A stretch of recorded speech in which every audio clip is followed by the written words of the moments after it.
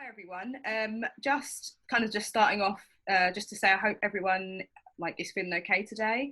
I know that this is a tricky subject that we're covering over the next 2 days. We've got more hardcore hitting subjects, and I know that these are sensitive time for everyone.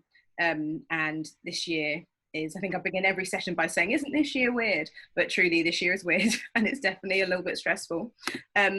This session is actually the most popular session that we've had so far.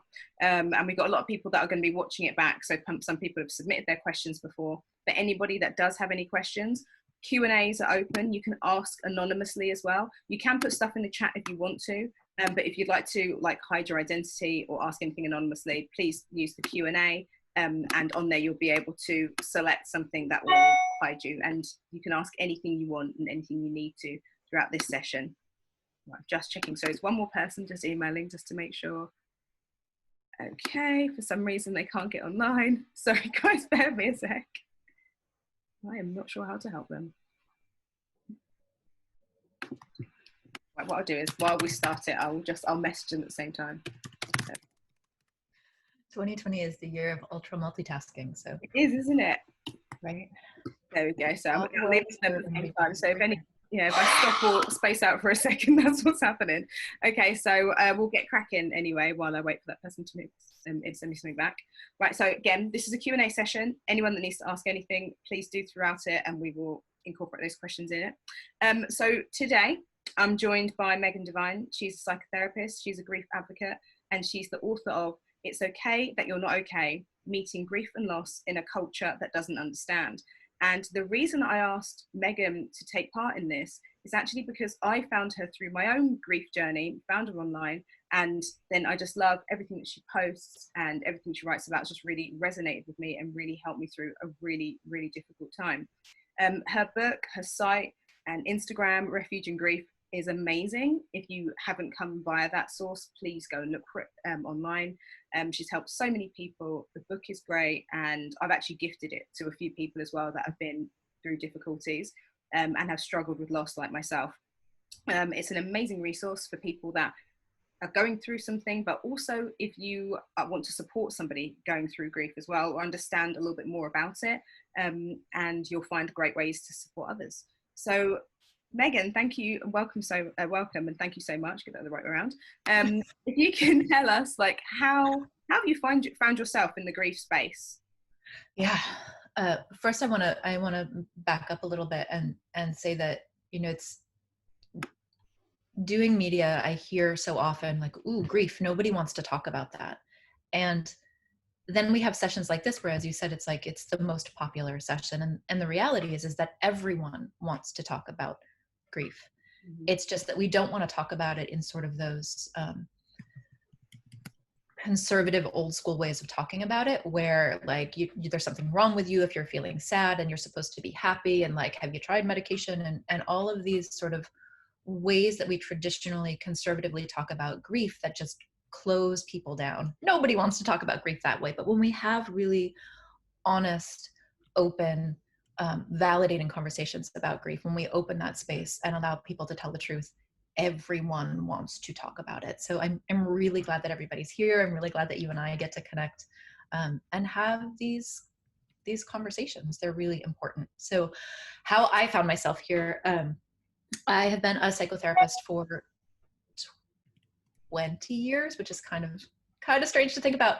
But I was in private practice for a long time.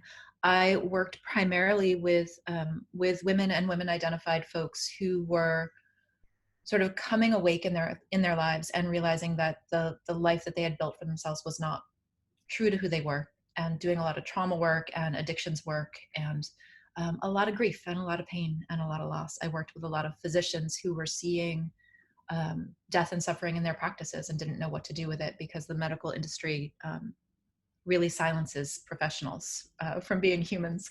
So that was a lot of my work. So I wasn't a stranger to grief, either professionally or personally. And then my partner died in an accident. Mm-hmm. And everything that I thought I knew about grief went out the window. I often say that I wanted to call every single one of my clients and apologize for being full of shit. Yeah. And it's not that I did bad work. I know that I actually checked with a couple of my previous clients early on. Like I ran into them on the street and I was like, was I an asshole? But having a really, really front row seat to the way that grieving people are treated in the world, both with good intentions and with shit intentions, just was a whole new level of understanding grief, both as a grieving person and as a professional. And so I actually quit. I quit being a therapist when Matt died. I closed my practice. I never saw my clients again, except when I ran into them on the street and asked them questions. And I swore that I would never go back. I was actually working on dairy farms for a couple of years because I couldn't stand to be around people. Cows will not ask you if you're feeling better yet. Yeah. So, but I have a very highly developed sense of responsibility. And I knew that there was something to be said to make things better for grieving people. And I'm really good at what I do. And I'm really good at talking about difficult things and helping people understand, one, that they're normal, and two, how do we do this better? This is something that I've always been really good at. And so if I could make things better for grieving people, what else would I do in the world? So I came back to start talking about that and to start talking about the ways that we talk about pain and grief in the world. And I feel really lucky to do the work that I do, which is a really strange statement because Matt's dead. Yeah. Right. Very often we, in fact, I heard it the night of Matt's funeral. So a couple of days after he drowned, I heard people saying, you're going to be such a great therapist out of this. You're going to really change the world with the things that you know. And it's like, maybe I was changing the world before this, right? Maybe Matt didn't need to die in order for me to do good work in the world. So that's a weird equation to make. And at the very same time, the work that I've done in the world and the communities that I've built and the things that my team and I have built, the things that we've created together have started to change the world. And I'm very thankful for that. Yeah.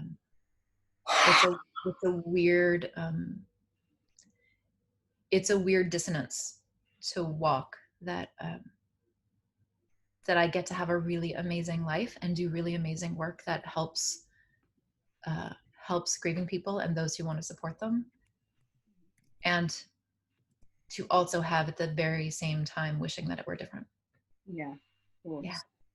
Yeah, definitely.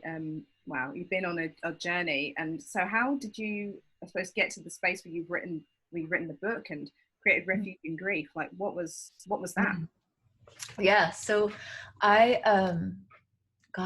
was still working at dairy farms. I was training to be a cheesemaker and having conversations with the friends that I found online. So it's hard to believe, but 11 years ago when I was first widowed, blogs were just a tiny little thing. We're sort of post-blog now, but blogs were just starting. And so there were very few places where you could find people talking about grief in ways that were either, most of what was out there was either highly religious, or it assumed because I was widowed, I was in my 80s, and neither of those things were appropriate for me.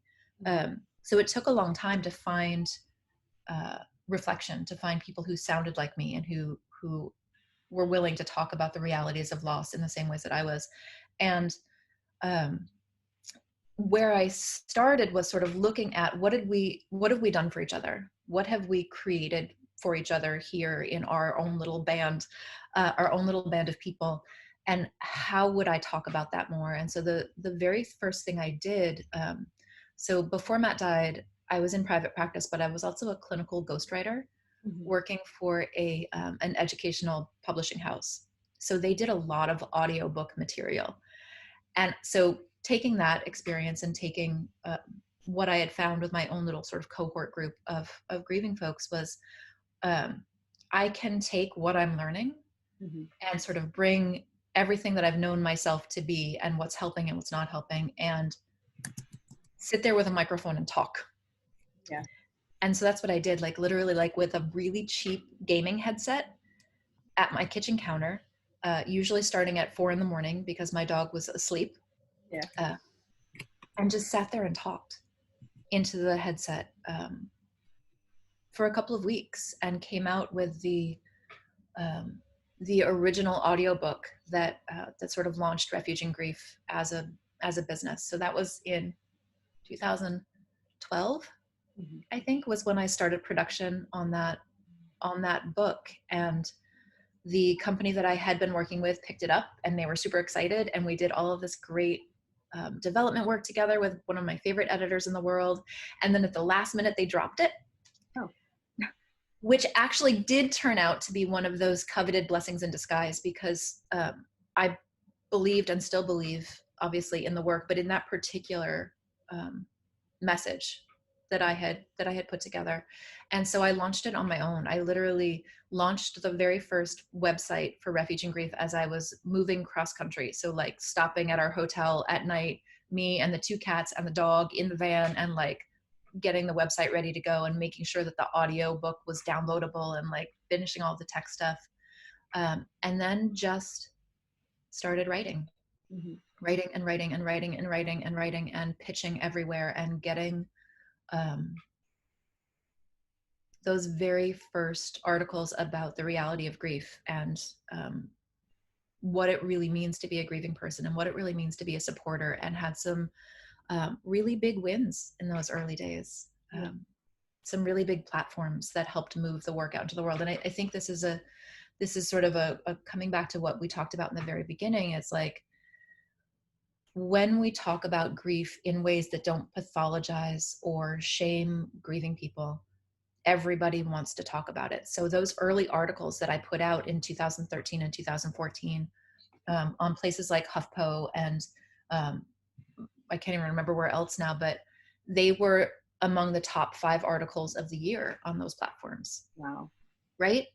Yeah. Think about the amount of content that a site like Huffington Post put out. Now, Huffington Post has changed formats and forms several times over the last 8 years, but back in 2014, like, they were putting out a lot of material. And to have something like How to Help a Grieving Friend be in their top 5 for a year, that's amazing. And what that said to me, and still says to me, is that we are hungry for new conversations about grief. Yeah.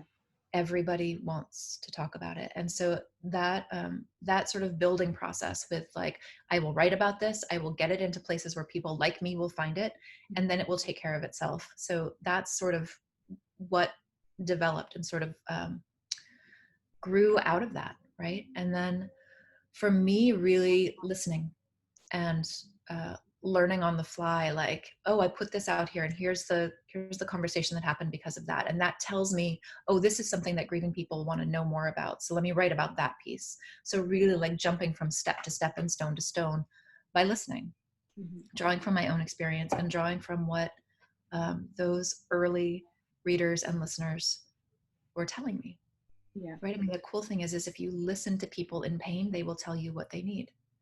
You just have to be willing to listen to it, and not come in with your own agenda of cheer up, move on, get past it.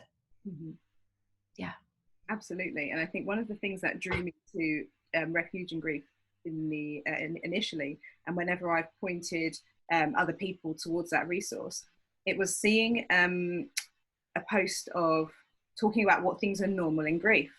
It's like, forgetting things is normal in grief. Yeah. And I was like, it is? I had no idea. A lot of those things were just, it kind of blew my mind, because they were things that I was genuinely doing, and I just didn't really understand what was going on. Don't get me, there was lots of things happening at once. So I had a myriad of issues that were brought up by grief, and things that had happened that I've never felt any of those things before. And so it was all like, it was like brand new information. Everything was brand new that was happening, but happening at once. So it was like being in this, I was like being in a din almost. And then I saw that post and I was like, oh, okay, looked, and then kind of fell down the rabbit hole, and then seeing what people were sharing, what people were saying. And that really just helped me kind of zone in a little bit and really focus and think, this is what's going on. And I think that's what you do so well on your channel. And it just shows that you've not only your experience, you've really listened to what people have said. And and kind of normalizing that conversation around grief is really, really important. It's so important, right? Again, because we don't talk about the realities of grief, we don't know what's normal. Yeah. Right. And this is the thing, like, at sort of at a really deep level, everybody wants to know if they're normal. Yeah. This is not just in grief, but this is in sexuality, in relationships, in, you know, cognitive differences. Like everybody just wants to know if they're normal, right? And so when we step forward, when we say, hey, this and this is normal, you might feel weird because of it, but that's because we don't talk about it. Yeah. Right? And like the full body relief when you know that you're normal, which is what you just described, right? Like, oh, it doesn't change the fact that it's weird to be dealing with like memory loss and cognition changes and not being able to read and like sticking your car keys in the freezer, like all of those things. They don't suddenly become easy, but you get to let go of wondering if you're losing your mind. Yeah. And that takes a lot of stress off. If you don't It think takes so much stress off. It's like you just have to be in pain. You don't have to suffer, right? Like how cool is that? You just get to focus on taking care of yourself and supporting yourself through whatever has sort of rolled into your life. You don't have to worry about your sanity. You don't have to worry about if you're the only one in the world feeling this way. And so this is like that.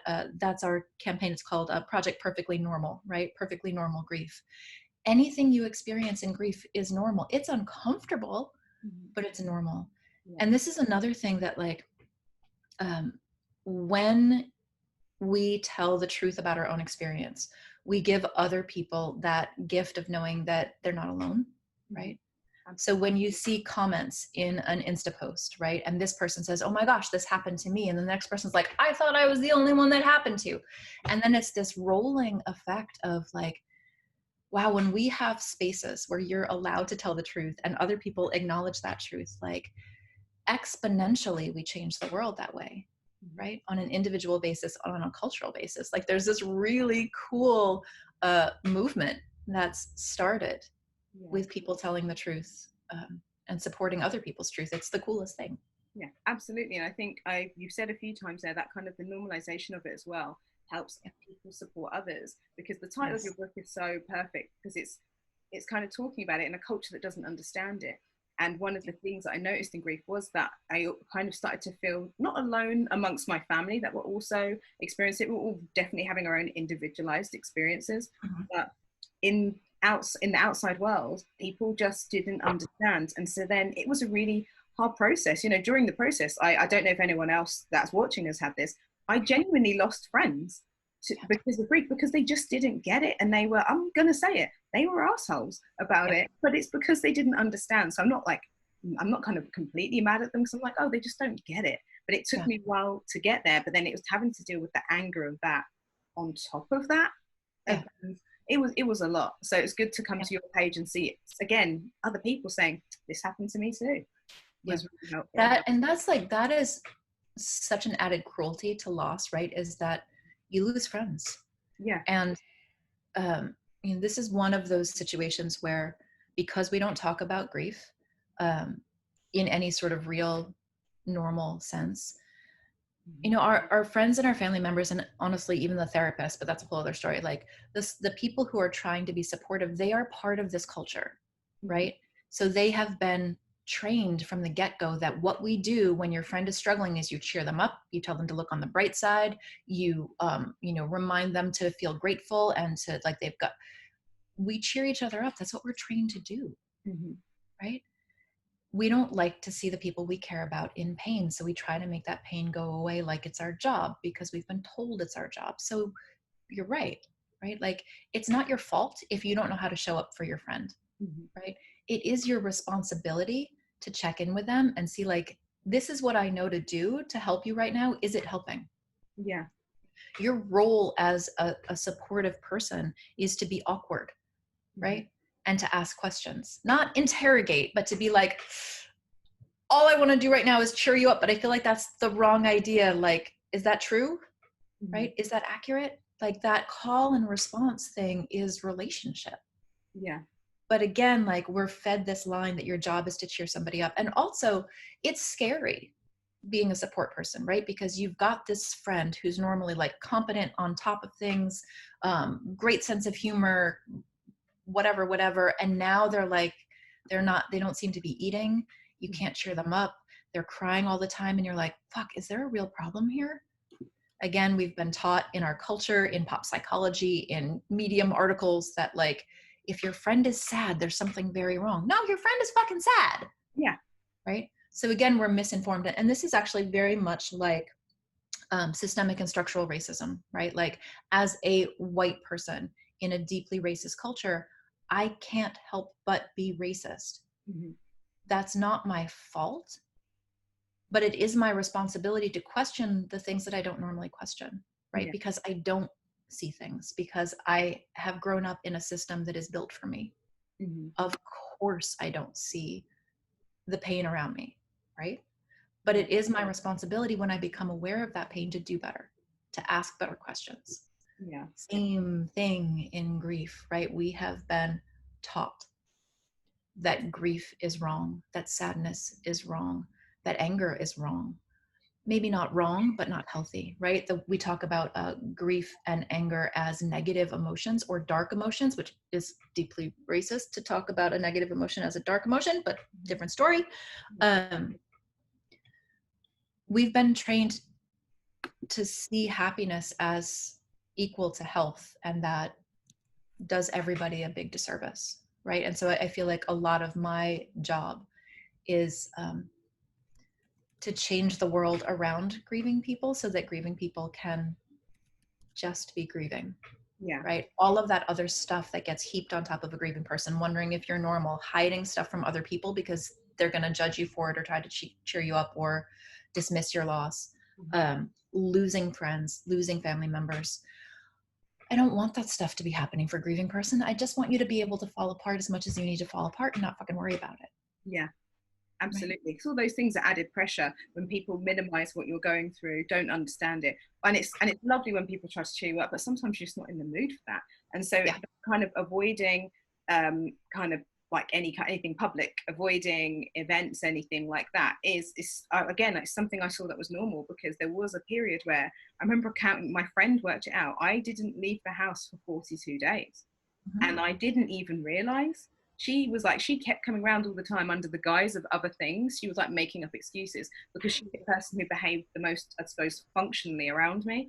And then one day she was like, do you realize that you haven't been outside for a little while, maybe just a little bit of outside? But she did it in such a way that I was like, oh, I didn't realize. And then she was one of the people that was really pivotal in kind of helping me back into normal life, to be honest. I love that. That sounds like a really skilled way to voice a concern, right? And I think this is a good time to point out that, like, yes, everything that happens for you inside your grief is normal because it's happening. It's okay for your friends and your family to be concerned, but again, like, what kind of skill do we bring to that? And what I heard you just say was, your friend was like, here's what I've noticed. This is very unusual for you. Can we talk about it?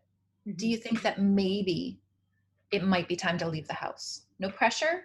Yeah. Right. But left space for, that's a really respectful two-sided relationship where, like, one, I'm not going to hide the fact that I'm concerned, but I also don't want to make a big deal about it. And I'm going to leave space for you to tell me no. And I'm going to be cool with that. Like that's beautiful. It's awkward and it's awesome. Absolutely. So we actually got tell them that I approve. We actually got comments and questions coming in as well, so I'll just go through some of them. So so someone actually said, I had friends disown me because of my grief, which is so sad. I'm so sorry to hear that, Rochelle. Yeah, it's unfortunately really, really normal. Really, really normal. I have cut a lot of people out of my life, or cut a lot of people out of my life when Matt first died. And people that I really thought would have my back were just atrocious, right? There's a post of mine that we repeat pretty regularly because it always resonates so much. And it's like, the manageable fault lines in relationships become like insurpassable chasms after a loss, right? You're not in the same world anymore. And if a friend or a family member can't recognize that your world has changed, it's not going to work out very well. No. Right? Because they're sort of always trying to get you to be the person that you used to be. Like, what is that? Like, Don Quixote opens with, like, don't ever let somebody know you too well because they won't let you change. That's a butchering of that passage. But we have to be able to let each other shift and change. And some relationships can't withstand that. For a number of reasons, right? I actually had a very dear friend of mine come to me a couple of months after Matt died and said, you know, I am getting married. I am not going to invite you. And here's why. I wouldn't have gone anyway, but I'm not going to invite you because here's why. Like, one, there's going to be a lot of love and alive togetherness, and you have a dead, invisible husband. So that's a challenge. And also, I don't want the presence of death at my wedding. And no one can, yeah, right? No one is going to be able to look at you and not see that. That's going to be uncomfortable for you, and that's going to be uncomfortable for my guests. And she and I had I know, horrifying, right? And she and I had a relationship where we had, right, and sounds terrible, right? Like, I love that you leap to my defense. The way, like, our relationship was such that we had conversations like that a lot, right? Like, not, you're the presence of death, you can't come. Yeah. But to be able to say, this is a really uncomfortable thing that I have to say to you, and here's something that I need for myself. And honestly, I think our lives are very different, and I love you very much. And this probably isn't a friendship that I'm going to be able to show up for. Oh, wow. Yeah. And, you know, we bow to each other and we walk away. Painful? Yes. A relief? Absolutely. Because if we couldn't have said those things to each other, if she couldn't have said, I can't do this with you. Yeah. I love you and we have changed and I can't do this. We would have been pretending for a while, and that would have been awkward. Or she would have ghosted me and I would have been like, the fuck did she go? Yeah. So it's not a fail if your friendships change or end. It is not a fail, right? Everything has a season to it. Yeah. Right? And some people will not make this transition with you. They will not. And it sucks and it's not fair, and your friends need to do better, and your therapists need to show the fuck up and do the work and get better at what they're doing. But it's not necessarily a failure. It's just like, we want to normalize the fact that most people lose friends. Most people lose friends. Yeah. Right. And it's not necessarily because one or both of you screwed it up. Sometimes it is. Like, some people I cut out of my life because, like, are you fucking kidding me? You are an asshole. Yeah. But again, yay, boundaries, cutting people out of your life who don't respect you and support you, and you don't need that shit in your life. Cut it out. Yeah, absolutely. Yeah. So that's a really good point as well. It's not about it's not kind of failure. Some people can deal with it, some people can't. And I think it's actually a few people I told about like losing friends after this, that lost people. They were like, really, they were so shocked. But then when it happened to them, they were like, oh, well, it's okay, because because you'd said it to me, then I wasn't as surprised as I think I would have been. And I said, it took me a while to stop being like super angry with them. I was so angry, but then I went to therapy, and they were like, you've got too much other stuff to worry about. You can't carry this anger towards people that don't get it as well. And again, it wasn't a situation where I wish it was as respectful as what happened with you. It was somebody being really angry that I didn't go to their birthday, but I was like, we just buried my aunt, so maybe I don't go to. How about you step the fuck off? Yeah, exactly. And it's like, and I'd said, and they knew, but I didn't go on a holiday, and I was like, well, I just come from hospital where my grandma's dying, so maybe I don't want to go on holiday. Yeah, so, like, some acknowledgement that you are not the center of the world, right? And again, like, that is really, really common, that you're like, did you not know that my sister just died? Like, we just talked about it this morning, and now you're bummed out that I won't come to your virtual bar mitzvah. Like, right? Like, humans are hard. Humans are challenging. And I love what you said there, that, like, it's okay to lay down the, like, hot electric rage and anger only because it's not serving you, right? It's not that you shouldn't be angry that friends fail, right? I love anger. Anger is one of my favorite things, because anger is a sense of injustice, right? That's not just. That's not fair. You deserve to be supported and have other people put you at the center. That is what you deserve. It doesn't always happen. It's when one of the things that I used to say to one of my clients, we would get on the phone for a session, and they would spend 40 minutes of a 50-minute session bitching about how bad their friends had been, like, 6 months ago, 3 months ago, and I'm like, okay, well, it's important that you be able to tell that story. So what I do want to say, though, is that every single time we get together, you rehearse the ways that they've wronged you. You're sort of like poking that wound over and over again. And is that serving you? What ends up happening is that we don't have time in the session to really talk about what's on your heart and your mind today. Yeah. Because you're allowing those old injustices to take up all the room in your head. Right? That's not fair to you. Yeah. Right? It doesn't mean that you forgive the people who are being jerks. Can if you want, not required. But it is about like, how often do you replay that in your mind? How often do you rehearse that and go over it and sort of hit that emotional bell over and over again? Right? Not serving you. One of the things that I talk about a lot with my patrons, so we do this like once a month video call, which is very much like this. Like, don't go to the furniture store looking for milk. Yeah. Right? Don't keep going to people who can't show up for you, being mad over and over again that they're not showing up. Like, they are telling you who they are. Yeah, absolutely. Yeah. Like was it Maya Angelou says, when people show you who they are, believe them the first time. Believe them. Yeah, exactly. Yeah. And there are times, relationships that are sort of worth it enough to have the hard conversation, right? Like with really close friends of mine who I already trust, who I already have a sense of their communication and the relational skills, I can say something like, hey, you know, we had this exchange this morning that I can't get out of my head. Can we talk about it? Right? That's really scary. I do this shit for a living and that's still really hard. But with relationships that feel worth it to me, that I'm going to keep in my life, I'm going to go for those difficult conversations because that's how relationships deepen and grow. Yeah. There are some people who I still have in my life, family members, neighbors, whatever, who are still in my life, but I'm not going to have those deep relational conversations with, because deepening the relationship isn't really worth it to me. It's not worth it for me to like overcome my aversion to hard conversations. I just am not going to go to them for certain things anymore. And I know that, right? Yeah, absolutely. I think, yeah, just recognizing what those relationships are, really. There's a lawnmower parked right outside my window. So if y'all see me suddenly get up and like carry us to another part of the house, this is why. Anyway, I don't know how loud that is for you all, but they're like right outside. Oh, don't worry, we can't hear them. Rochelle said, thank you for validating that people like that. I was so angry after that. People I trust failed me. And yeah, I think that's again why I liked Refuge and Grief. It's normalizing those things that you think aren't, and taking that pressure off just allows you just to deal with the other things that you're dealing with. So someone said, I've been trying to get back to normal, whatever that is. I thought there was something wrong with me as I forgot so many things. What the hell? Yeah, nothing wrong with you. Nothing wrong with you. I mean,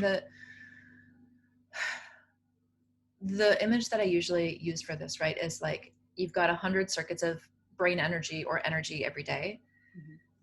99 of those circuits are taken up with sort of going, what the hell just happened? Yeah. Right?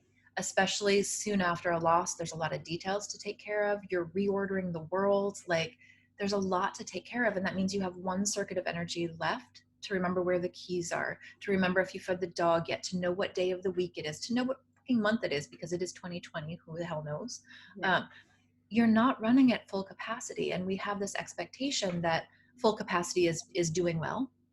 Right? You got to get back to normal. You got to do all of these things. Well, your brain and your body is not going to support that. Your brain and your body is mostly going, what happened? Yeah. Right? You will eventually get back to normal. I don't use new normal. I think that's not a phrase that I would use. Life is different now. Yeah. Life is different, and you will eventually find your footing and get your balance and recognize the world. But that's going to take the time that it takes, right? You are not the same person you were before your loss happened, before this change happened. You're not. Absolutely.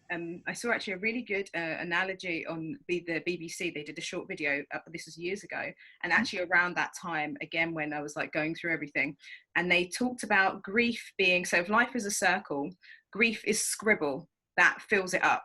And they literally had someone scribbling, it was animation, and then that was grief, and it covered every single part of life and filled up every single space.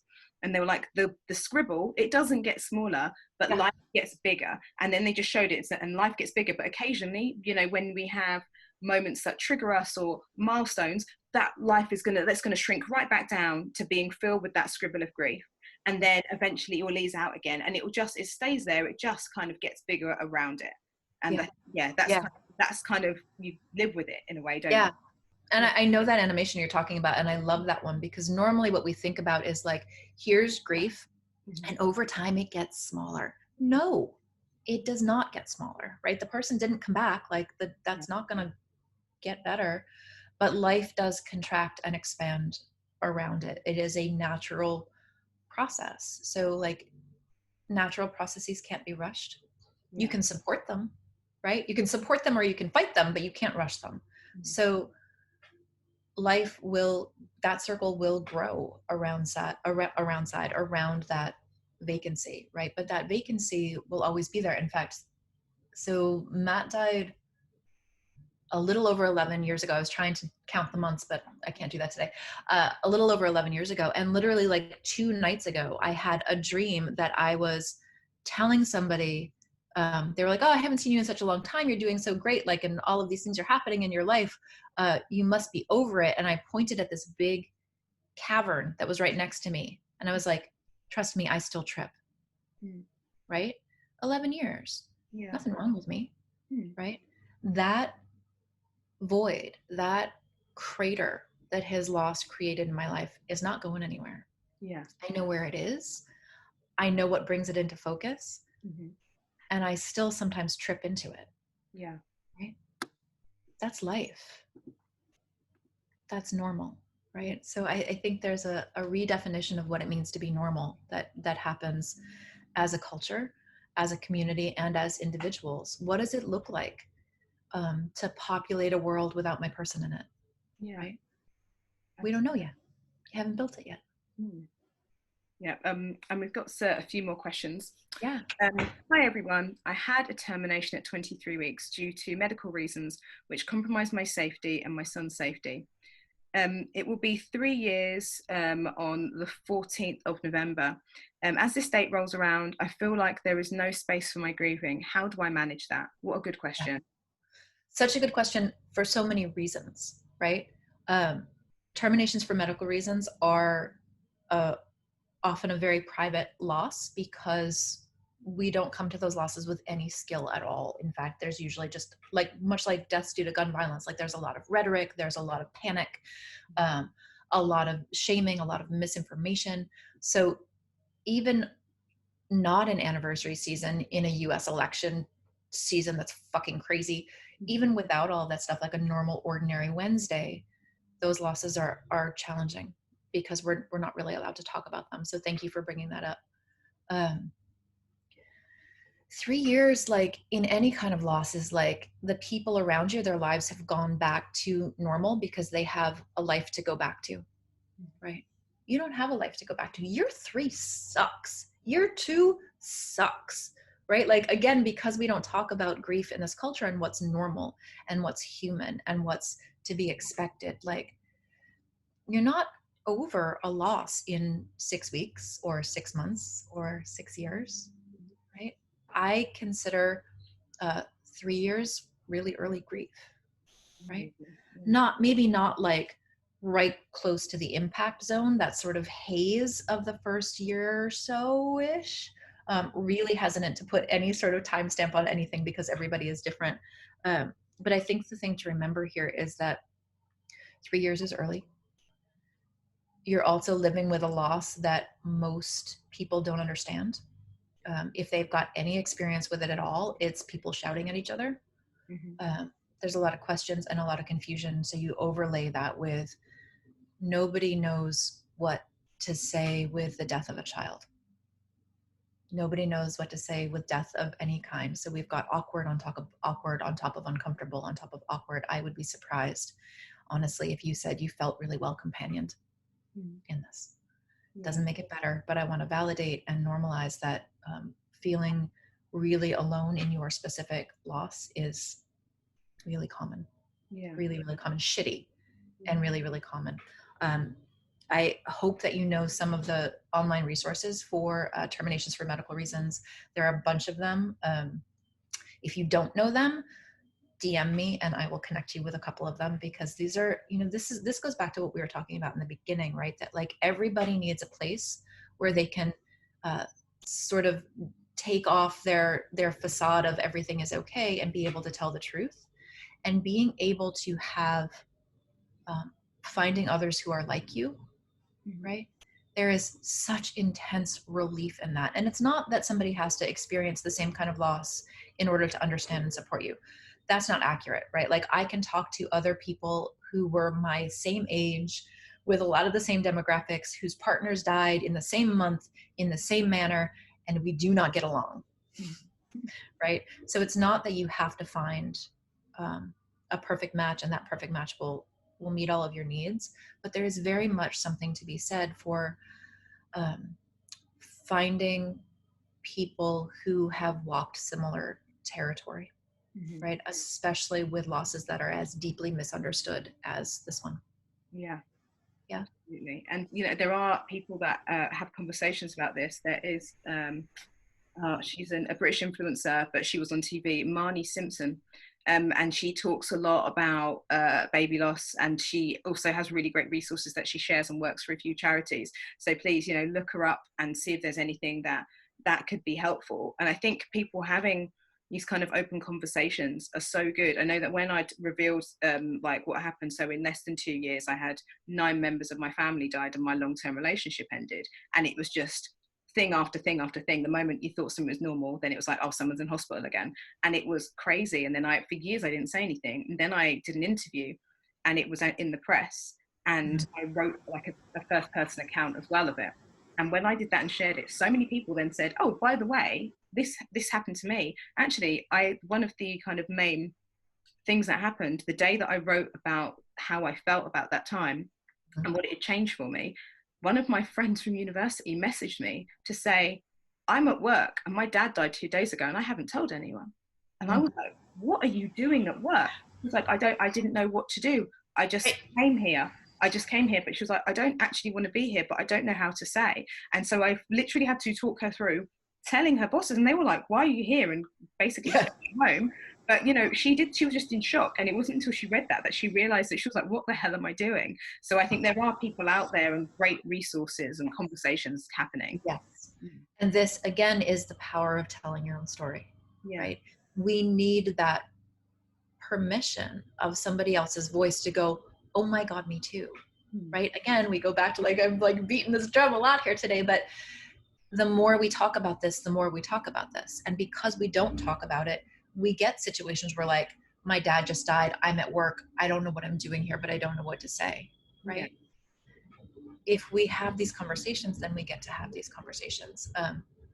And going back to baby loss, miscarriage, terminations for medical reasons, stillbirth, all of those things, Jessica Zucker is a great resource for that too. Her Insta is I Had a Miscarriage. And she, even though it's I Had a Miscarriage, she talks about all sorts of losses, both preterm and at term and all of those things. So there are resources out there. And again, we go back to being visible lets your story be seen, and it lets something in you relax, right? What a relief for your friend to see your words out there and go, I get to call them and I get to go what the fuck is even happening? And just to have that that solid, grounded reality voice that says, here's what you need to do. Here's this. You do not need to be there. Say these things to your bosses and then call me after, right? Death is chaotic. Loss is chaotic, right? And we don't know where to go. And this is, again, why those things here are 11 things to do for your grieving friend. People are like, oh, thank goodness, because I need a roadmap, right? How do we have these conversations? And we're getting better at it, slowly but surely, but it is happening. And it really is a sort of a bottom-up movement. One of the big pieces of work that I do is work with doctors and hospices and hospitals and medical providers and therapists, trying to help them understand that the sort of pathologized view of grief is not helping anybody. So saying that in 6 weeks, if your person is still sad and not that interested in the things they used to be interested in, there's something wrong with them and they need to be diagnosed and medicated, that's not helping, right? So the ways that the medical profession and the clinical profession talk about grief, like, really deeply influences the way that the rest of us talk about grief. And what's happening now is there's sort of this groundswell of the people coming forward and being like, fuck no, right? Like, there's nothing wrong with me. My sister was killed in a crosswalk by a drunk driver 2 years ago. I am not okay, and I'm healthy. Yeah. Right? So it really does take people coming forward and telling the truth and being really brave about that. If you want to, not required. But this is what makes institutions change. Again, we come back to systemic racism. One of the reasons that we see things very barely starting to change and conversations starting to happen is because enough people are saying, fuck this is wrong, right? This is the way that any cultural change happens, personally, communally, relationally, professionally, culturally, in the entertainment world, is by people telling their own stories. Yeah. And enough people telling their own stories makes things happen. You don't make systemic change without personal story. You don't. Absolutely. And actually, you touched there on, like, just kind of the kind of notion of getting over things in time. So someone has said, at one stage, I tried to pretend I had not seen my mum in ages. It suddenly hit me square in the face last year. It's going to be 4 years next month.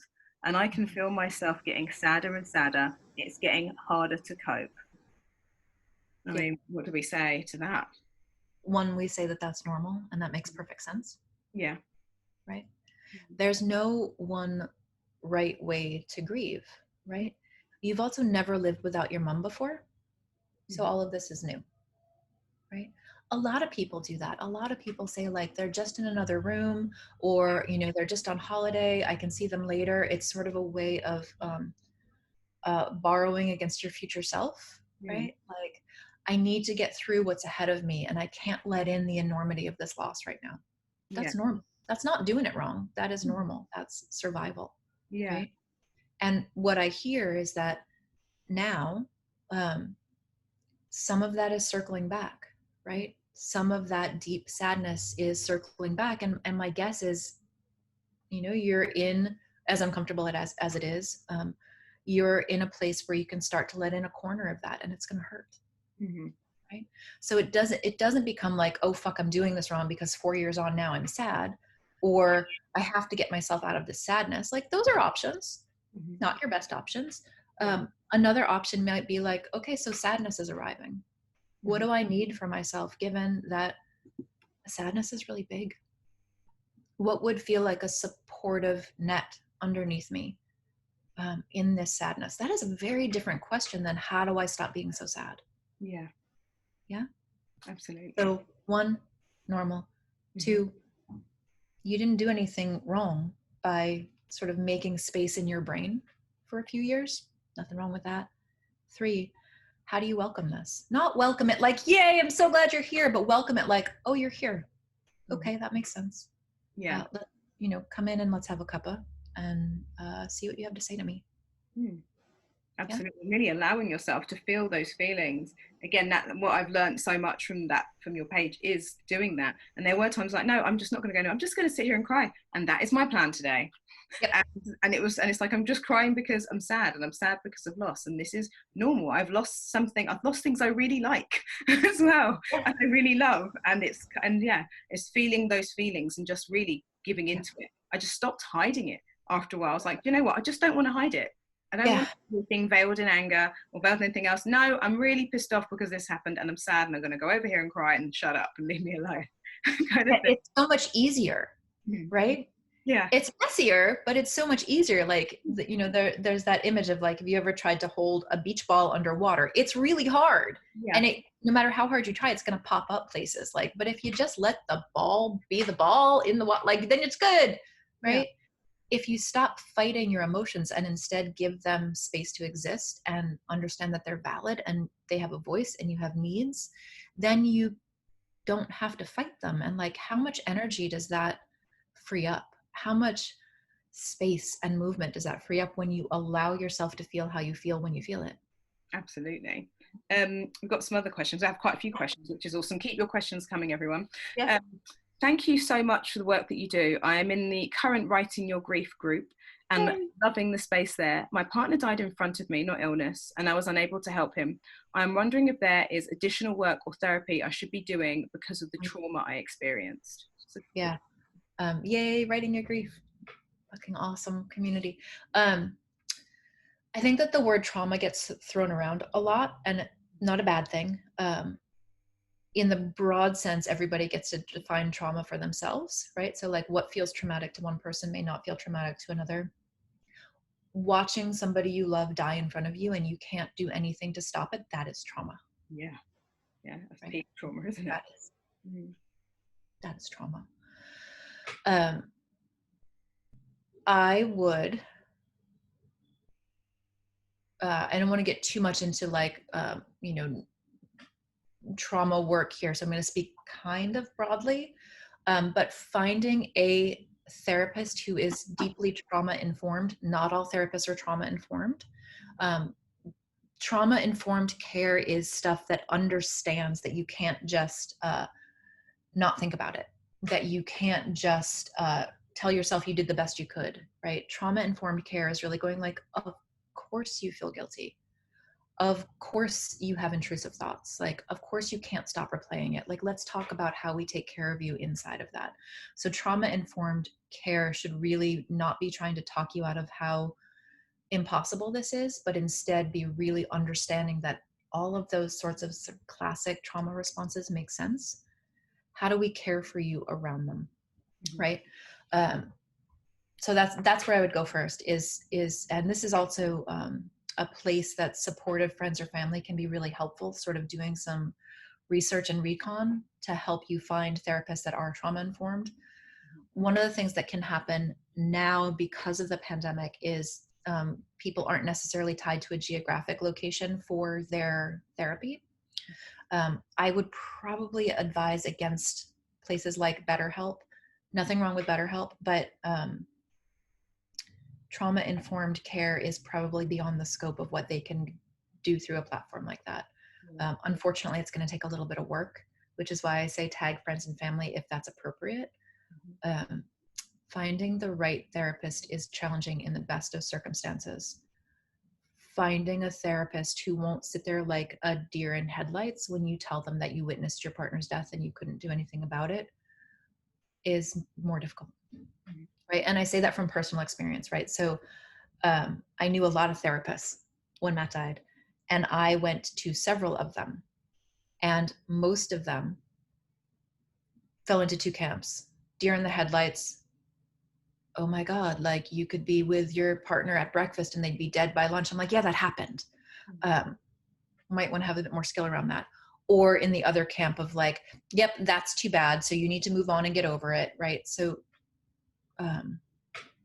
finding a skilled clinician is difficult, and you deserve somebody who has the skills to help you navigate all of these special things that come with being in that situation that you found yourself in.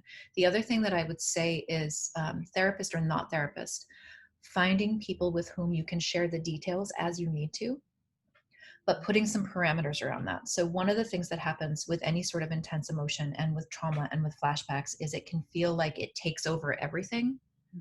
There's that emotional flooding that happens. So one of the things that I suggest is like, if you're going to do something like you have to go through your partner's closet, set a timer so that there's an end point. If you have a friend or an ally that feels solid to you, like tell them, I'm going to be doing this really intense thing. Can you call me at 11:45 and we'll have like a virtual tea date or something, right? What you're looking for there is an anchor on the other side of a sort of chaotic emotional period. And especially in trauma, you need those anchors. You need those anchors because your nervous system gets overwhelmed with the trauma, right? Again, so like this is a lot of trauma-informed care. There's a lot of research out there. There are a lot of great books out there on trauma-informed care, but those sort of anchor points are super important. So trauma-informed care therapist, finding anchor points for yourself, and know that this is impossible and it's normal, and you're doing what you can, right? Showing up for yourself, knowing that this is an impossible thing to survive and you can survive it by caring for yourself. Thank you. Yeah. Okay, our next question. Has anyone been told by a counsellor that they are not getting over it right? I'm still scared to socialise with COVID as well. So, okay, there's 2 kind of points there. Yeah. But yeah, 2 questions. that. Yeah, therapists suck. You may have noticed that every time I mention therapists today, I'm like, So, there are therapists out there listening. Don't worry, I'm going to pull this one around. The same way that I talked about, like, it's not really our fault if we don't know how to support a grieving person because of the way that we've been trained, right? We've been taught through pop culture, through movies, through books, through pop psychology, that happiness is the only marker of health, that you should be over any devastating thing within a very short period of time. Resilience porn is a big thing, right? Like, we look at somebody who's overcome adversity and started this foundation and they lost both legs in an accident and their child died, but look how amazing their life is. That does such a disservice to fucking everyone. Yeah. Everyone. That sort of resilience and positivity and bouncing back is the ideal, and anything less than that is a failure. That screws everybody over. Right? Therapists are part of that system. The ways that we train therapists are hopelessly outdated. Doing my part to change that, of course. But, when I was in grad school, so that is 22 years ago now, when I was in grad school, so in the States, I don't know how it works in other countries and other cultures, but in the States, clinical grad school there's so many requirements, like so many courses, so many subjects that have to get covered. There's not a lot of time for any one thing. So training on grief tends to get lumped in with death and dying. Death and dying and grief are 2 very different things. They get shoved together as one thing all the time, which is not helpful. And it gets like a half a day. And the stages of grief are actually still being taught in a lot of places. So those are the Elizabeth Kubler-Ross 5 stages of grief, which were not valid when she wrote them, which she tried to tell people, but nobody listened. Nobody listened to women back then either. Or they now teach complicated grief, which is a whole subject we don't have time to get into now, but complicated grief in a nutshell is if you are not back to normal within 6 weeks, that's a pathology and you need psychiatric help. That is a vast oversimplification of complicated grief, but it's a pathology-based model. And one of the things that's happened is that I think that the medical and the clinical communities have realized that the old ways of doing grief no longer work. So they're sort of scrambling for something else. And here comes this tiny little study on complicated grief and they go, a solution, right? So we're sort of still stuck in this idea that grief is a problem to be solved. It's like needle in a haystack, riding on a unicorn inside the eye of a needle to find a therapist who doesn't think that grief is a problem to be solved, right? Again, doing my best to start changing that with trainings and with education and all sorts of other things. But therapists have been trained to solve your grief for you. They have been trained to see sadness as a disorder. They are part of the same cultural system that we all are, that says that happiness is the same as health. And if you aren't happy and positive, you're doing it wrong. Yeah.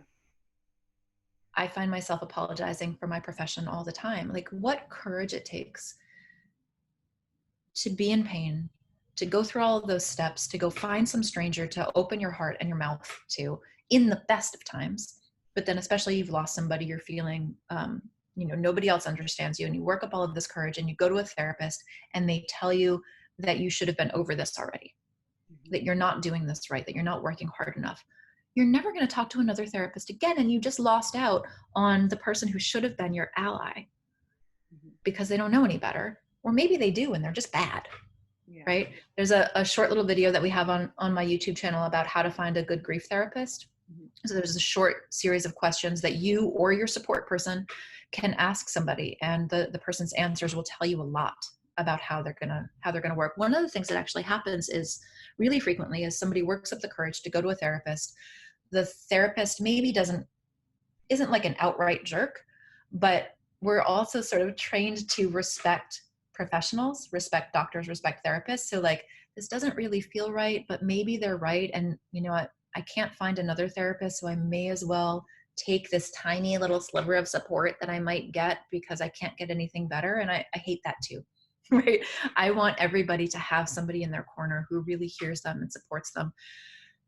Your grief doesn't need to be solved. What we need to look at, a good therapist should be looking at is, you know, what do you need to talk about? What is most heavy on your heart and your mind right now? And if it's something that's really causing a lot of struggle or a lot of suffering for you, then we talk about what skills or what practices do you need around that to make that more gentle for you, right? Yeah. So it's not that your therapist shouldn't be giving you solutions.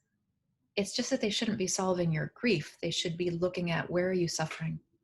Yeah. And what can we do around that? So one, everybody who's gone to a therapist and felt shamed, sorry, my profession is crappy.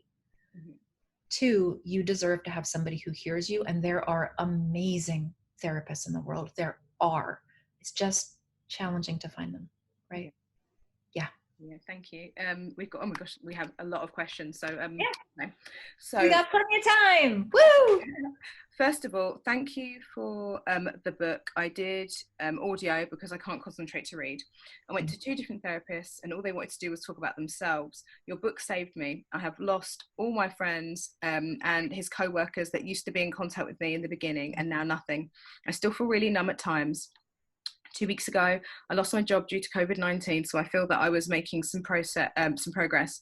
And now I feel like I'm back at the beginning of his unexpected death. This December will be 3 years. Thank you and keep up the great work. And that's from Brenda. Thank you, Brenda. Yeah, I mean, the cascading losses, right? Losing, you know, when you lose your person's coworkers or their family system, like the support that sort of rallies around you in those early days, and then suddenly they go back to their lives again because they have lives to go back to. This is why it's so challenging to be a grieving person, because it's like people keep disappearing, right? And so you start feeling more and more alone and more like you're the only one who feels this way. Again, going back to the importance of sharing stories so that we're findable. It's just really shitty. And then I think, you know, the pandemic brings its own series of cascading losses, right? Job loss, economic uncertainty, housing uncertainty. For a lot of folks who lost their partners, like, you're dealing with lockdown and pandemic on your own now, and maybe your partner would have been here, or you lost one of your kids or all of your kids or whatever. And like, I would love to be struggling with homeschooling right now. I would love to be able to bitch about those normal, frustrating things, but instead my child is dead, right? There are all of these ways that loss affects normal life and pandemic life that people who aren't you wouldn't know were there. And that really compounds that loneliness, right? Yeah, it's just really difficult. Oh, Brenda, I really feel for you. How do you support someone who is isolating and pushing you away? That's really tricky. So I really like a process conversation. So process conversation is something we talk about in the therapy world, where you talk about how you're relating, not about what's going on, right? So read me the question again, because I want to give a really specific answer, please. How do you support someone who is isolating and pushing you away? Okay, so in this instance, a process conversation would look like, I've noticed that when I reach out to you, you don't often get back to me, or, you know, I want to connect with you and you tell me you're too busy. And so that makes me feel like, or makes me wonder if you maybe don't want to spend any time with me. Is that accurate? Right? So you're talking about the dynamic that's happening between you instead of, so in contrast, a sort of more typical conversation would be like, hey, I'm messaging you, message me back. I'm really trying to help you here. Can you just please call me? Right? So that's not bad. It's just that we're still in the dynamic. And something that can be really useful here is to step out of it and name the dynamic. Again, that example that I just used is to send a text like, here's what I've noticed. I keep reaching out. I don't hear back from you. And it makes me wonder if you would rather I not reach out to you. Is that accurate? That last part, is that accurate, or is that true?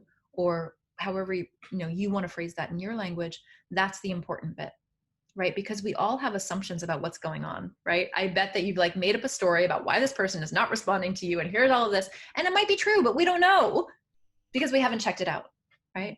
So naming what you feel like is going on and then asking if it's accurate is those are like high level ninja communication skills. So yeah.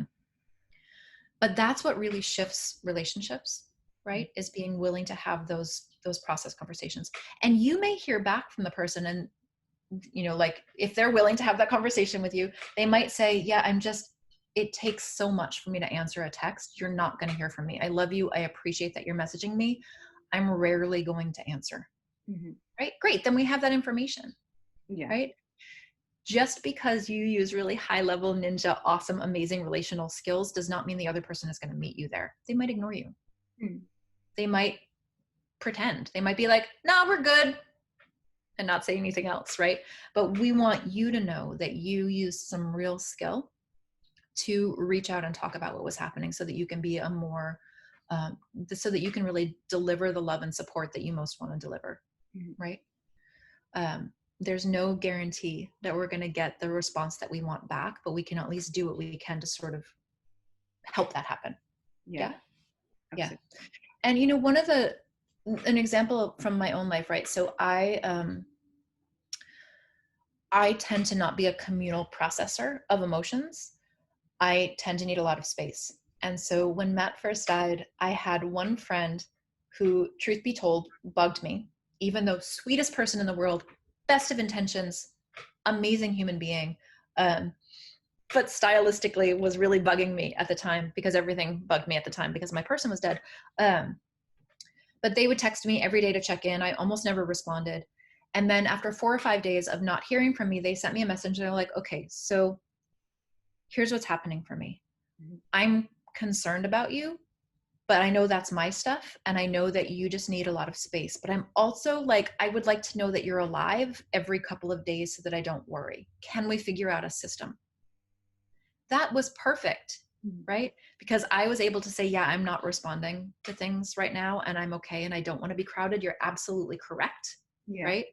That person was drawing on their knowledge of me, that they know that I like a lot of space when I'm having a hard time. So they were drawing on that, but they were also truthful about their own concerns for me. Valid concerns, right? Not eating, not leaving the house, like all those intense things that can happen. And so being willing to have that sort of awkward conversation, we could set up a system. They were like, I'm going to expect a text from you, even if it's just like word salad, every 3 days. And if I don't see it, I'll call you. If I don't get acknowledgement back, I'm just going to show up and just knock on the door and just like look for signs of life. Cool. Right. There's, I have a workbook journal type thing coming out next year. And one of the exercises in it is like, it's really cool. There's this tear out card that's like little business cards that you can fill out with your friends for like, here's the code for when I'm having a good enough day. Here's when I can't talk about this, but I need you to come over right now. Here's when I need this. And it's like, just make a system with each other, right? Like we have different meanings associated with lots of different emoticons, like come up with your own system. A lot of the time finding the language to talk about how you feel, not going to happen. But I can send you the dancing cha-cha gift to let you know that I'm okay in this moment. I just don't want to talk. Yeah. Right. Yeah, that's a great. All sorts of ways to figure out how to check in and be supportive without asking your grieving person to talk. They're really good solutions. Also solutions I feel like you could use for other kind of relationships in your life with people going through other things too. Like this. Absolutely. Definitely going to take that on board. Yeah. And I think I know we have a bunch of questions, but I just want to really quickly jump in with what you just said. Most of what I talk about is grief related to death. But what we're really talking about here are not just the skills we need to show up for grief, but to show up for any pain at all, right? From tiny everyday losses to humongous world-changing losses, changing the ways that we listen and validate pain in the world and how we respond to that in ourselves and in each other. Like, this is what we need to make a more just and equitable and kind world for each other. We practice it in grief, but we can practice it every single day, right? lots of applications for this stuff. Brilliant, thank you. Next question. If not covered already, how do you navigate the impact of loss and different grieving processes on wider family dynamics? And if in a couple, supporting one another in light of the strained wider family relationships? Yeah, families are hard, right? Again, in the best of times, family systems are challenging, right? Even in super close, good relationships, we actually like each other's systems.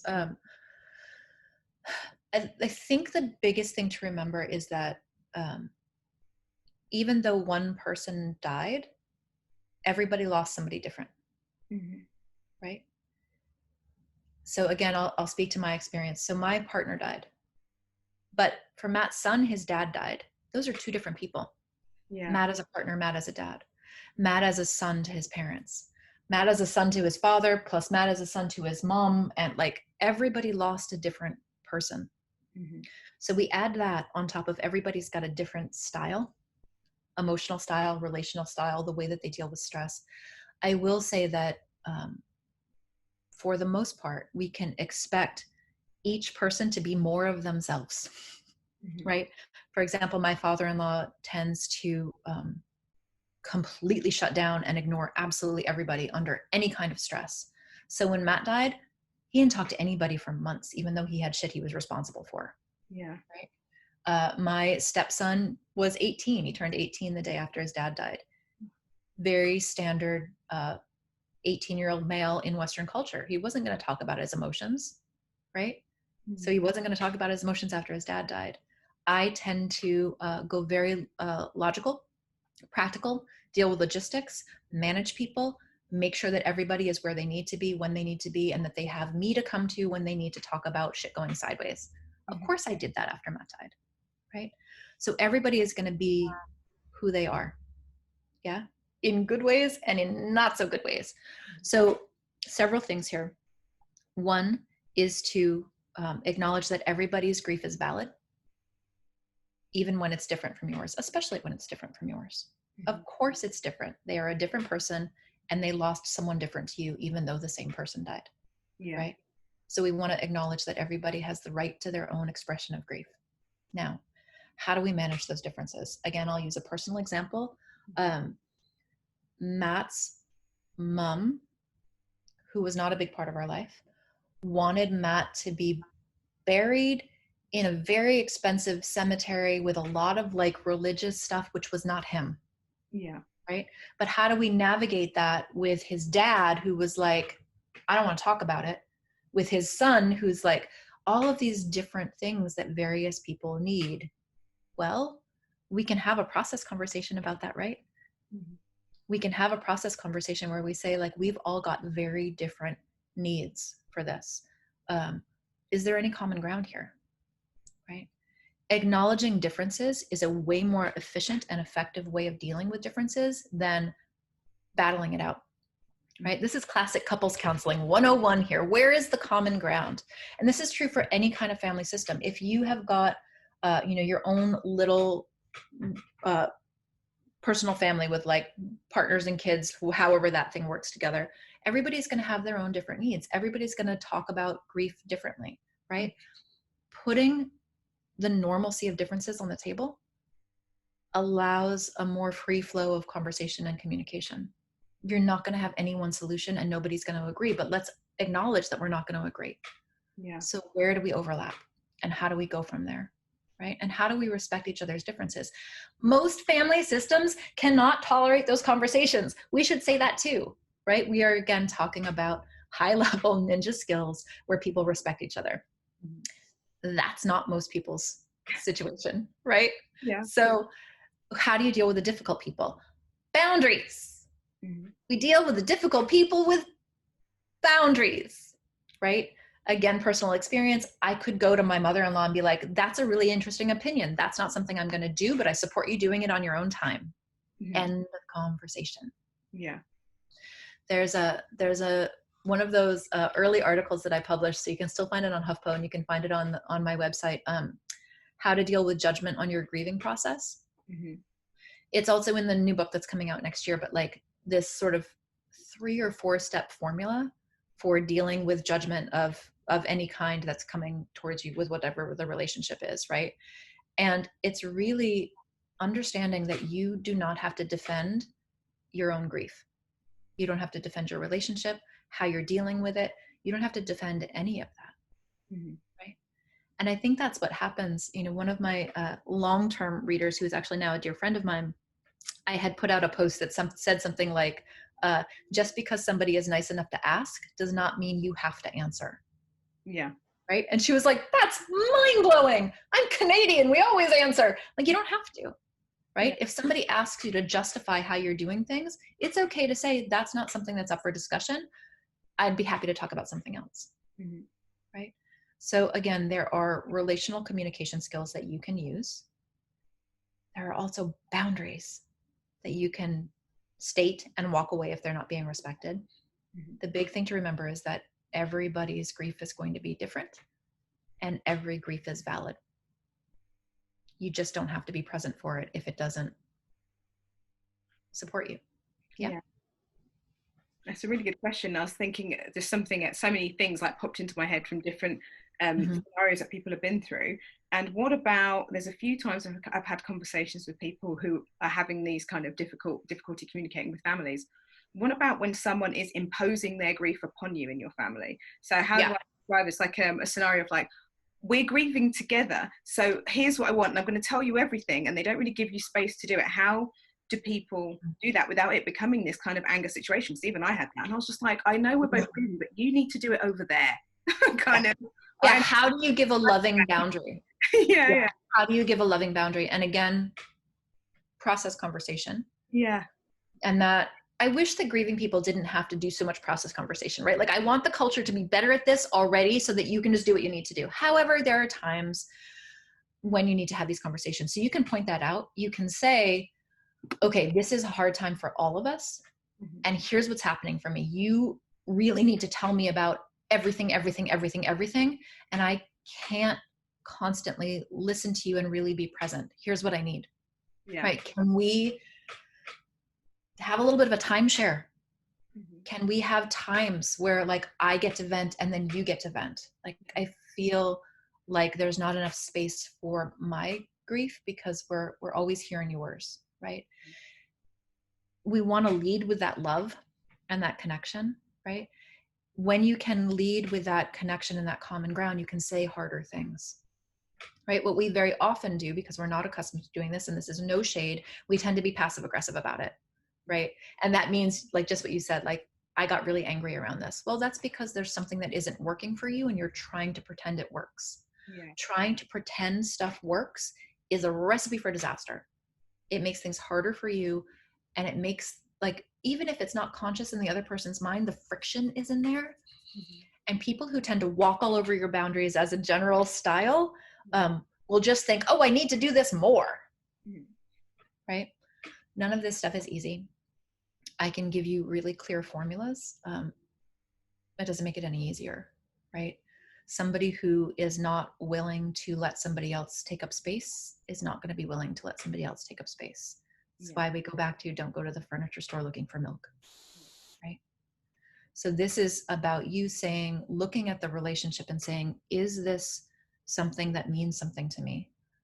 And I want to be able to connect. Okay, then we use this set of tools.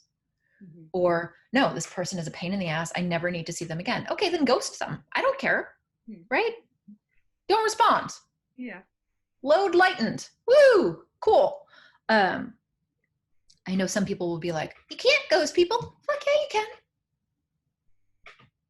Yeah. If your brother just died and you, like, some person at the grocery store just got your number and starts sending you texts telling you how you should, just fucking ghost them. Yeah. Whatever. But if it's like a family member or somebody who's in your space, but if this isn't a person you're going to have heart to heart with, okay, that's a different conversation then. That is, we are very different people, and I appreciate your love and concern for me. That's not a conversation I'm going to have with you. I'd be happy to talk about X, Y, and Z.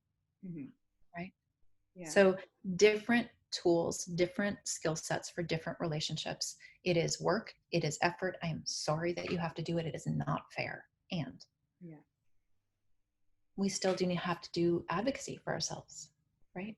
Absolutely. Just for your own peace of being, just to lighten your load a little bit, right? Absolutely. Going on from family, I've got another question here that says, how do you manage speaking about loss and death within family networks where there are young children and different approaches to death talk? That's a really good question. That is a good question. I love this question. So a couple of things.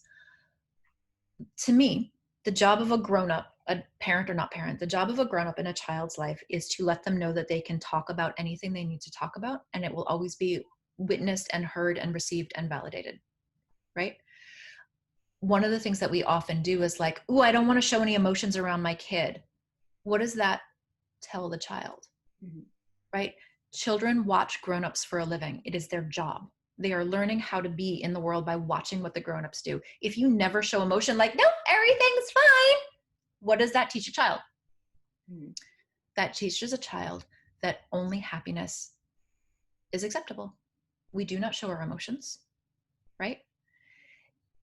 If you are dealing with your emotions with drug and alcohol use, that's what you're showing your child, that this is the way that we do this. If you're dealing with it, however, like this is what you're showing the child. And so there are age appropriate differences, right? But again, we go back to my favorite tool, which is the process conversation, which is to come to a kid and say, everybody deals with grief in different ways. It might feel really weird to you. You might not feel anything at all. Whatever you're feeling is really normal. When I'm sad, this is what I do. What do you do when you're sad? Right? That's a great conversation for a younger kid. I feel really sad today. And when I'm sad, I cry. What do you do when you're sad? Right? Just in that tiny little thing, you've normalized your own emotions for a child, and you've left space for them to talk about, maybe they're different. Maybe they're the same. Oh, you cry when you're sad? I get really sleepy when I'm sad. That's interesting, right? So leading with curiosity, no matter who the person is, no matter how old they are, but especially with kids, leading with curiosity. We also don't want to go to the other extreme. So one extreme is not showing any emotion at all because we don't want to upset the child. Child's paying attention. Children are not stupid. They know something's happening. So we go to one extreme, which is where we don't show any emotion. We don't talk about it at all. The other extreme is where we use our child as our primary confidant. Yeah. Also not cool. Also not cool, right? You need to have some boundaries around how much you share with your child. It is healthy and appropriate that you show emotion around your child. It is not okay to everything on your child, because then what you get is the child who feels like it's on them to make sure that this grown-up is okay. And that is too much for little shoulders. Right? Lots we could say about this. So how do you deal with different approaches to death and grief within a family system? Well, you become the cool person that the child can talk to about anything. If that's you. If that's you, right? You can be the grown-up who says, like, you know, in our family, people have different ideas about death and about feelings. And that can be really confusing even for a grown-up, right? How do you feel about it, right? Again, we want to lead with curiosity. We want to name the situation. Don't go into too much detail, like Grandpa Joe is an idiot about this, but I have my shit together. Like, you don't need to put that in there, but you can just name that people deal with things differently, even in our own family. Have you noticed that? Right? Like, curiosity, channel your inner kindergarten teacher. What we're really going for here is acknowledging the reality of the situation, because trust me, the child knows. If they are older than a year, they know. Acknowledge the reality of the situation, and then invite that kid's perspective on it. The other thing to know is that kids don't have the language that we have as we get older. So, you know, depending on the age here, they may be like, I don't want to talk about it. Or, did you see Bambi? That's fine. Right? What you're doing is over and over and over again, letting that child know that if they have something to say, they can say it to you. We want to be a safe, welcoming, validating space for the kids in our lives to come to us. And again, this is about grief and death in this moment, but we're really talking about everything. How do we make it safe and okay for a child who's got some questions about their own gender identity? How do we make it safe for them to have those conversations? How do we make it safe to have conversations about sexuality? Anything that deviates from this very narrow idea of what's normal and acceptable in our culture. Mm-hmm. How do we create spaces and relationships where children know that their questions are welcome? Yeah. Yeah. So I can never come back with a short answer, clearly, but there's never one single, how do we deal with this issue response, because it comes down to, are we solving it or are we wondering about it? Mm-hmm. Right? There's no one easy, like Rosetta Stone answer to these situations, but there is a way of approaching these situations that sort of promotes and supports movement and communication. And that's really what we're looking for. Yeah. Yeah.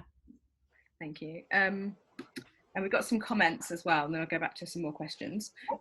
So this is in reference to earlier, the person talking about the anniversary of their mother's death coming up. Mm-hmm. There are times I feel like I would like to scream, but not sure how to. I know that it doesn't make sense as a scream as a scream, but I seem to get the feeling when I'm around people or at work. That makes sense to me. Yeah. Right? There's something like taboo about just like unleashing the raw emotion and doing it around other people, right? Like it makes sense that wells up.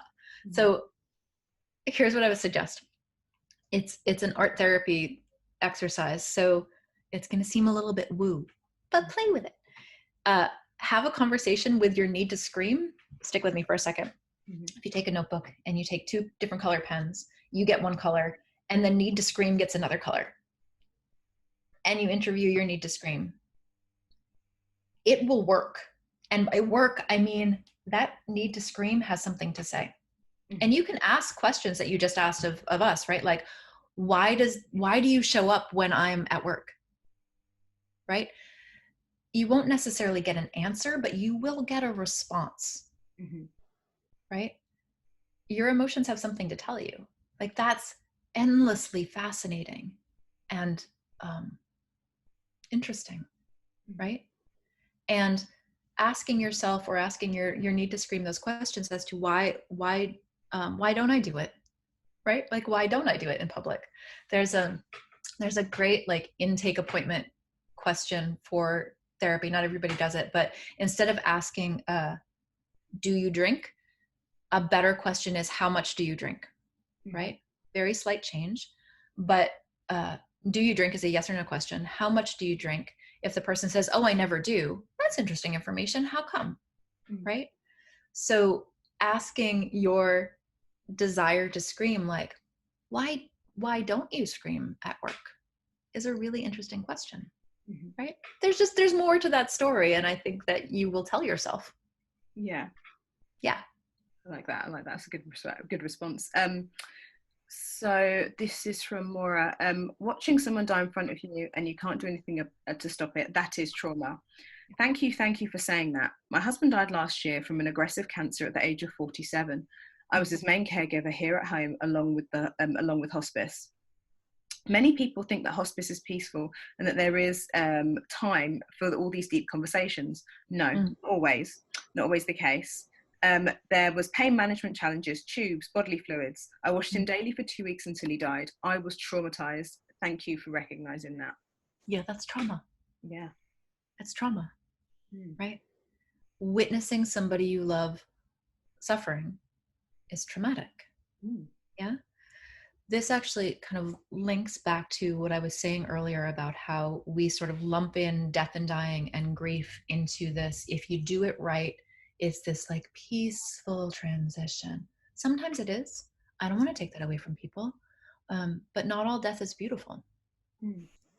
Not all death with palliative care and hospice is beautiful. Having hospice does not make something elegant and easy. Bodies are messy. There are tubes and fluids and pain that can't be touched. There's short staffing. There's grumpy nurses. It's not always peaceful and beautiful. But again, we've sort of held up this ideal that, If you do everything right, you will have a peaceful death. No, no, right? The universe is not this vending machine that you put in good deeds and you get good shit back. It's not. Yeah. Yeah. Some of my closest friends and allies in the world are part of the death positive movement, right? So the Order of the Good Death with Sarah Chavez Troop at the helm, Caitlin Doughty. This whole idea of death positivity is about normalizing conversations around death and end of life. Sometimes that gets co-opted into this death is natural and healthy and normal and it should be celebrated. Well, sure, but not all death is beautiful. And if there's no room to talk about the ugliness, the injustice, the pain and suffering, the reality of being in bodies, if there's no room to talk about that, then you don't have a death positive movement. You have a utopian something else that most people don't belong to. Yeah. Right.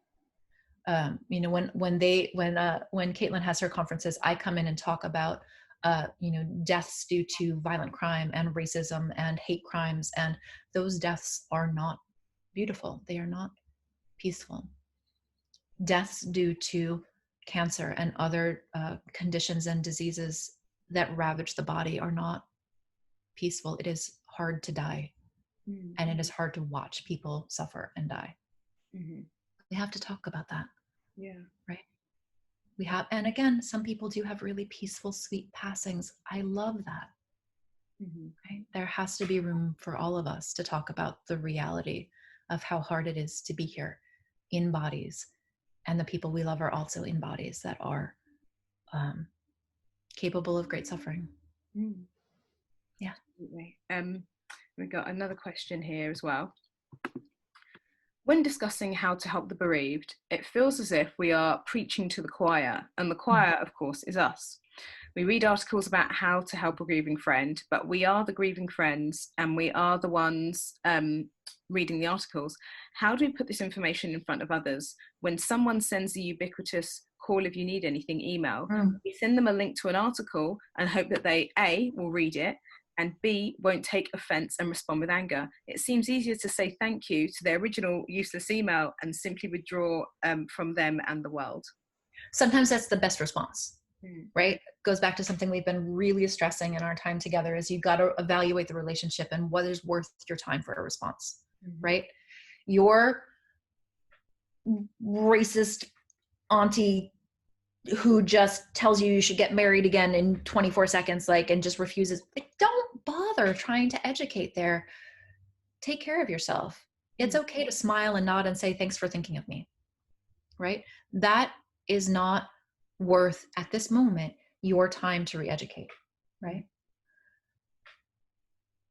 A lot of what happens for grieving people is the support people say, well, why didn't you tell me? You need to tell me what you need. Well, that is putting a lot of burden on somebody who does not have the bandwidth to start educating, right?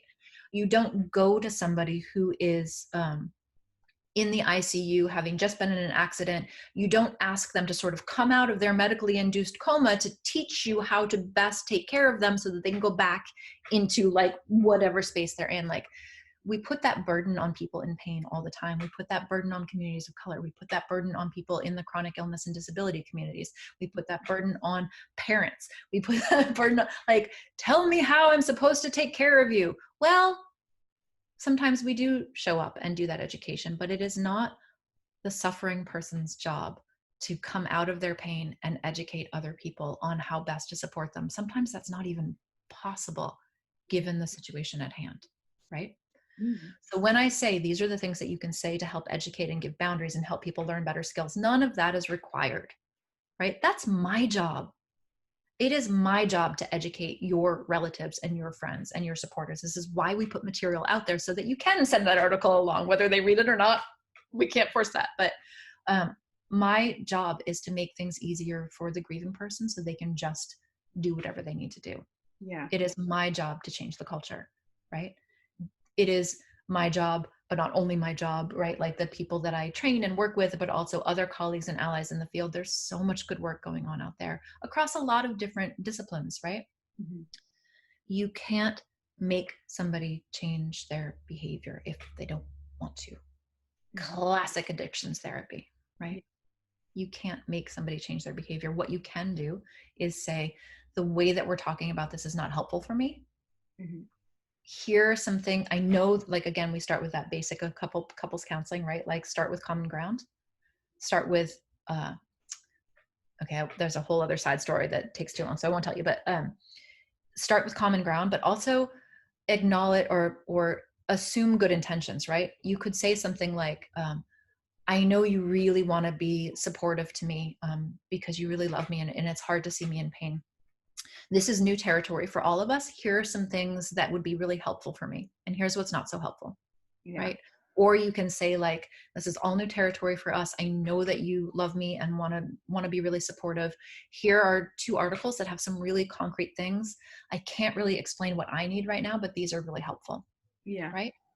Sometimes that works, right? It takes a real humility in the support person. It takes a willingness to be awkward. Like, your job as a support person is to be awkward as fuck and show up anyway. Right? Yeah. Some people will do that. Some people will not. The people who will not stop trying. Mm-hmm. Just smile and nod. Yeah. Right? There are plenty of people to this day who, when they ask me about something, I'm like, I'm good. Thanks. Thanks for asking. How are you today?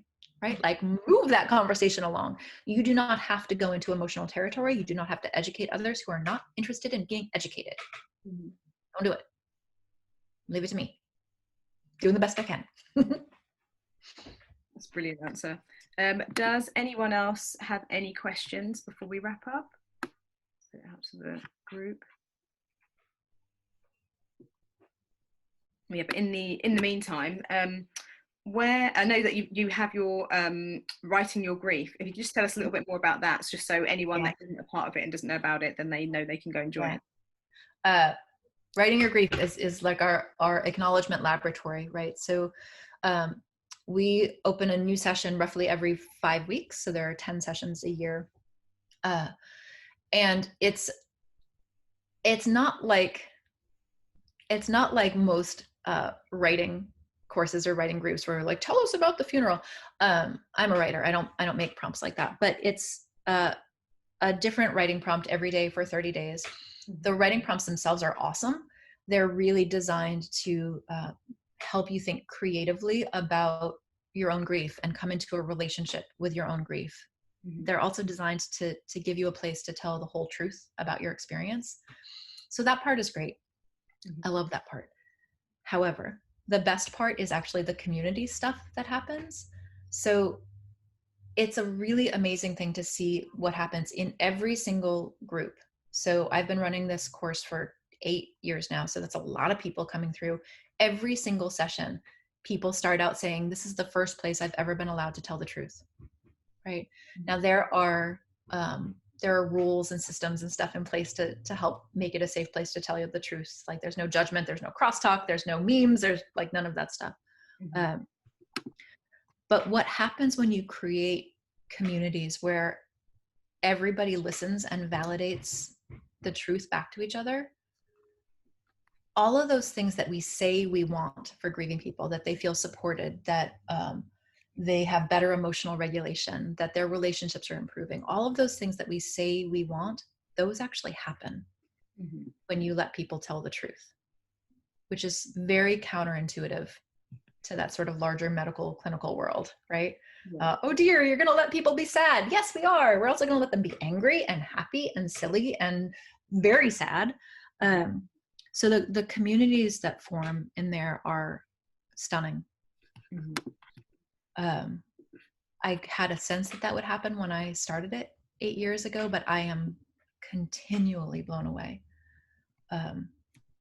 by the relationships and the kindness that happens in those groups. And very much like in the recovery movement. So in AA, you can go, Matt was in recovery and used to tell me that you can go anywhere in the world and find your people, yeah. Right? When you're part of AA and recovery. And the same is sort of happening for our writing your grief community. Like, we've got people who pre-COVID certainly would do US and Canada road trips, just staying with people that they'd met in the community.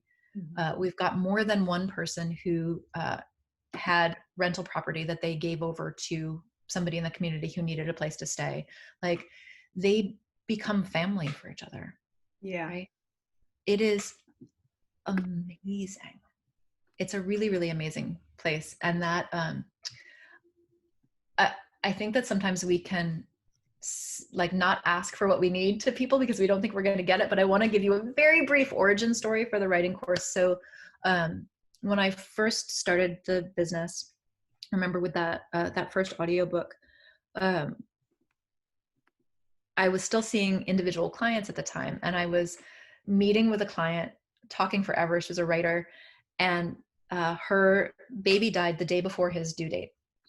And she's a writer, and she said, I really want to write about his death, but it's not like you can just go join a regular writing group and start talking about dead babies. People will freak out.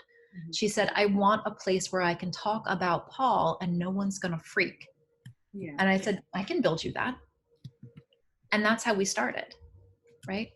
That's how we started this entire Writing Your Grief community. We've actually got, I can't talk about details just yet, but like a really big entity is doing a research study with me on what's happened in that community, so that we can find ways to talk about it in really clear language to help change the clinical and the medical culture on how we talk to grieving people. But really, really, when we create spaces where people are allowed to tell the truth about their own experience and to be heard and valued and supported inside it, we really do change the world on an individual level, on a clinical level, and on a cultural level. It's fucking amazing.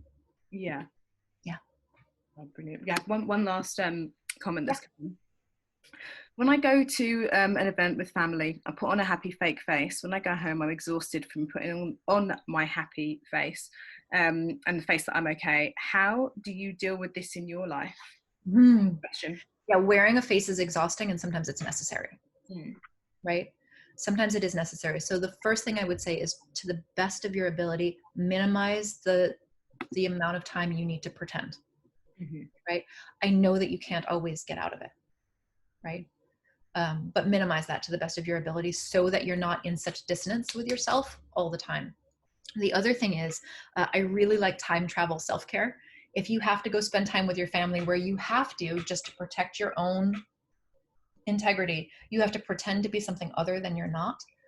Before you go out to that event, set up something really sweet and nourishing and comforting for yourself for when you get home, so that when you get home, you already feel supported, right? Like, if I have to go do something difficult, I will make sure that there is food in the slow cooker, so there's something warm and nourishing when I get home.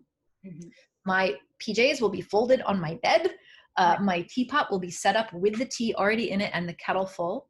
I don't want to have to think about anything when I come back from something that has been so deeply, deeply taxing.